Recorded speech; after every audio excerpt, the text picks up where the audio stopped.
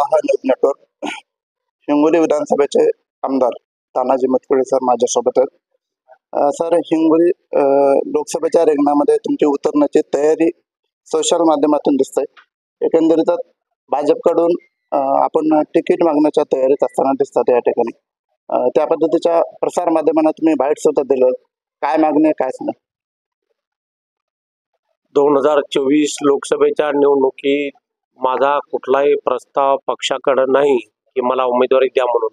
मी रिंगणाच्या बाहेर आहे, पण ही जागा भारतीय जनता पार्टीला द्यावी असा आग्रह मी आमच्या वरिष्ठ नेत्याकडे फडणवीस साहेबांकडे केलेला आहे आणि निश्चितपणे ही भारतीय जनता पार्टी जागा मिळेल असं मला वाटतं.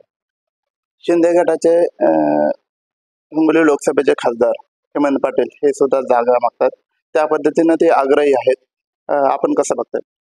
नाही तर पक्ष आमचा वरिष्ठ लोक काय निर्णय करतात तो निर्णय आमचा अंतिम आहे. त्यांनी जे सांगितले त्याप्रमाणे होणार आहे.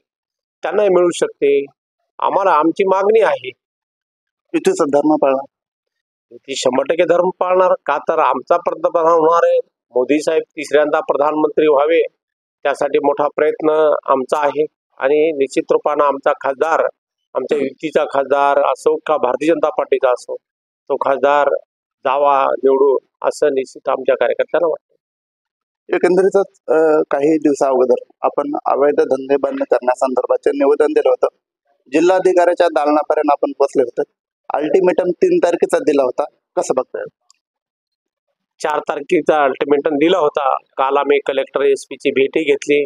बऱ्यापैकी त्यांनी कव्हर केलेलं आहे आणि पुन्हा 9 तारखेपर्यंत राहिलेले कुठली अडचणी आहेत त्यापर्यंत ते निपटणार आहेत. 9 तारखेला पुन्हा आम्ही भेटून 9 तारखेपर्यंत जर त्यांनी व्यवस्थित नाही केलं तर 9 तारखेला निश्चित रूपानं पुन्हा आम्ही आंदोलन उभं करणार आहोत.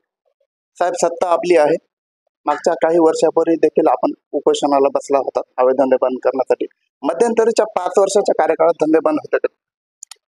नाही, ते उपोषण तर त्यावेळेचे विरोधी पक्षातले आमदार आमचे माननीय संतोषजी टारफे साहेब आणि त्यावेळेस आमचे वडकुते साहेब राष्ट्रवादीमध्ये होते.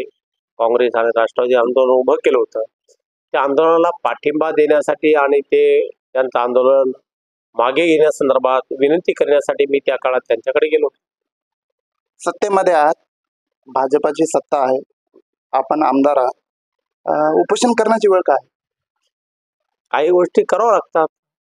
पक्षात असलं तरी काय झालं, सगळं काय वरचे लोक ध्यान देतात. थोडी त्यांचं ध्यान आकर्षित करण्यासाठी आम्ही हे छोटंसं आंदोलन केलं होतं.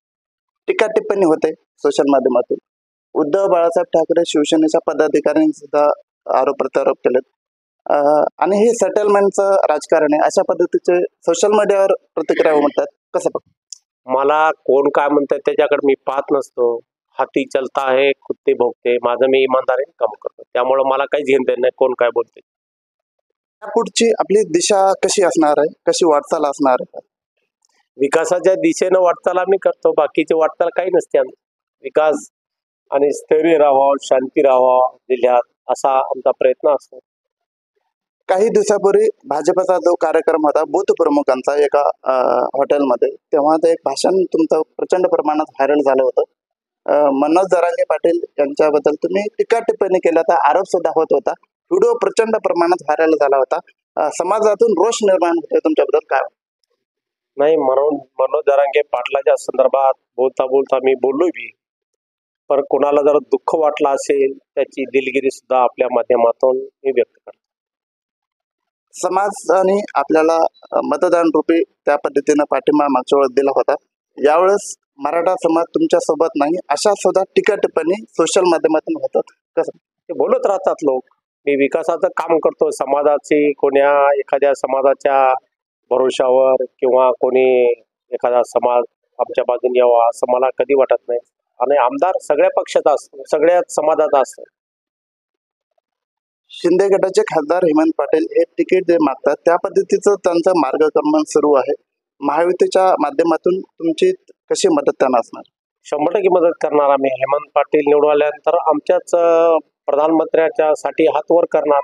त्यांना जर मिळालं तर आम्ही त्यांच्या बाजूने सक्षमपणे उभं राहणार. 100% हेमंत पाटलाला तिकीट मिळालं, निवडून येईल असं वाटतं? 100% येणार. आमचा युतीचा खासदार 100% होणार. कोणी भारतीय जनता पार्टीचा असो का युतीचा असो, RPL जरी जागा मिळाली तरी आमचा खासदार होणार आहे हे मला माहिती.